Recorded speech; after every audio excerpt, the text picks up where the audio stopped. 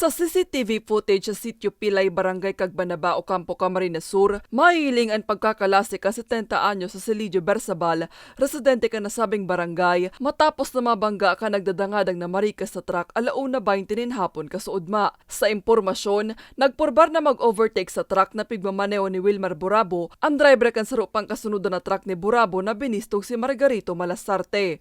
Hulita posibleng mabangga ni Malasarte ang kasabat na motorsiklo sa ibong na linya, nagpurbar naman ining magbalik sa likodan kan truck ni Burabo. Alagad aksidente kay ining nabangga sa likod ang truck ni Burabo. Dahilan nga ni mahuaranin kontrol si Burabo sa pigmamaneyong truck na nagresulta sa pagkakabangga kay Bersabal na naglalakaw pasiring sa tindahan. Binalo pa man kutang idara sa ospital ang biktima, alagad binawian na nin buhay. Actually, nakabuti na lang po at nakaiwas po, nakatalon mula sa motorsiklo yung driver. So motor lang po ang medyo na-damage po. Parehong residente kan Barangay Payata, Goa, Camarines Sur ang duwang imbeltong driver na napag-araman na naging marikas ang padalagan.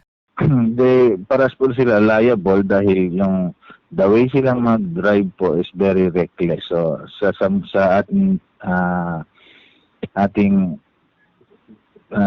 tingin natin ay nag-cancel na nagkakarera sila. Kasi wala naman itong truck na to eh.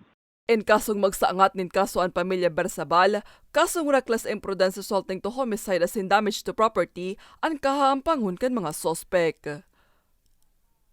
Para sa mga baretang tatak, Bicol, Maria Lorenzana.